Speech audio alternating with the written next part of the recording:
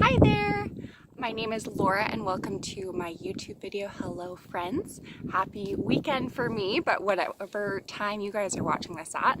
I am coming to you from, it's called Camelback, which is the highest mountain in Phoenix, Arizona. And I'm gonna stand up for you quickly here, see my view. Camelback is super popular, so there's been so many people on the trail and I feel weird to talk about like a serious subject, so I ended up finding this little like path off to the side and I'm just gonna hang out here and shoot this video here real quick on some of the topics that are in my mind. So thank you so much for being here today. So I asked on my Instagram stories about a week ago, said I was going to be doing this, and asked if anyone had any specific questions about anything. And I'm going to answer 4 of them today. I believe 4. I might be wrong. So the first one is just going to be nice and simple. Some are going to be about me, my life, and some of them are going to be more about grief and kind of that process there. So the first one is just what do I do with my dog Thor when I am traveling abroad? And that's a great question. I feel like I might talk about it on my Instagram a little bit, but he actually goes to some wonderful friends' house who have like a beautiful yard for him, and he just like loves them so much. And they had known him like most of his life, and then those friends were very close with James. So they do live here in Phoenix, which was originally one of the reasons why I kind of would come back here and grab Thor from here and stuff. But anytime I'm around North America, he'll travel with me in my car and go to those different places. So Thor is my little favorite little man though. My next question was actually what the hardest part of grief has been for me, and I think that's a really excellent question. I think for me, I almost don't really know how to answer that.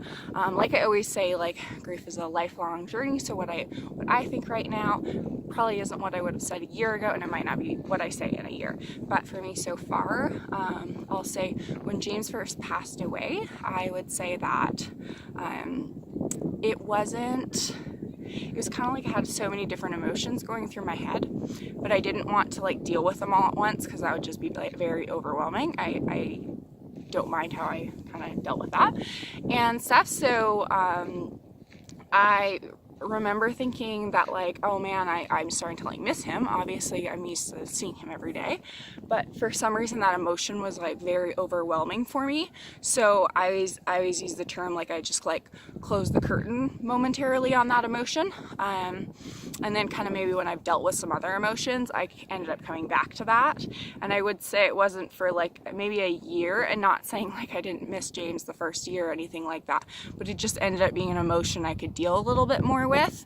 And that emotion actually ended up probably being the hardest for me, just because I would say above all else, like in James and I's entire marriage, but like relationship, is like he was he was my best friend, and he was just someone who I just talked to about every single thing and stuff. So missing him wasn't necessarily missing like my husband, it was actually missing my best friend, and someone who understood me in a completely different level, or someone who, if there's an inside joke that was coming up or anything like that, I instantly would be turning to James to say this or something like that, and suddenly he wasn't there. So that missing him was probably my hardest emotion, and something I still definitely deal with today. I'm sure that's something I'll always deal with, but at the same time,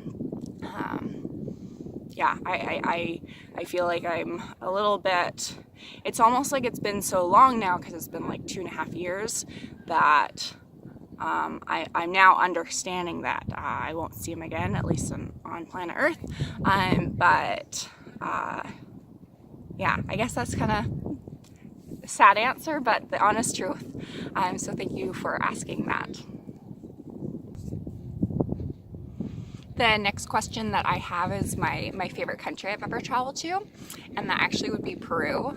So I've traveled to 38 countries so far, and I'm not someone who, like, my goal is to travel to every country in the world. I don't think I'd feel safe in some of them. But right now, I love South America in general, but I really like Peru. It's very affordable. The people were super friendly. I don't know Spanish, but of course I've been able to pick up a bit over time, and Spanish is a little easier for me to at least understand than some of the, other languages in the world. And then there was just wonderful hiking. I got to hike Inca Trail to Machu Picchu, so that was just beautiful. So I really, really liked that. And then the final question here is, what has been one thing that grief has taught you? I think that one's actually super, super interesting. I probably actually would love to elaborate on that one in a future video, so stay tuned. But also, just a side note, so that you do see future videos, make sure you like and subscribe. It first of all helps me out, helps my channel out, but also then you'll be notified when a new video comes out. Back into my answer, is just I would say that kind of like, don't sweat the small stuff. I don't find myself thinking like there's a plan out there for everyone, because I just think like plans can be altered, and I think that even so right now, like I would have had a wonderful life with James, but since that no longer can be taking place, I can still hopefully have a wonderful life. So for me, I'm like, so that's like two very different courses, but both hopefully will give me still a wonderful outcome. So that's one. But I don't sweat the small stuff. Like, just people get super upset about like just different things that, and these things that like they're getting upset about or frustrated about in this world are just so little in the whole grand scheme of things. And not to say that I don't ever get frustrated. I'm a little frustrated on how many people are on this trail, but at the end of the day, like even just a situation like this, that's wonderful that so many people want to come out and hike and enjoy the beautiful sunshine here. So don't sweat the small stuff. Big picture of things. If you're not going to remember what you're frustrated about in 5 years, move on, move forward from it. All right, thank you so much for watching my video today. Like I said, please make sure to like and subscribe. I appreciate it, and have a wonderful rest of your day. Make sure you keep living life.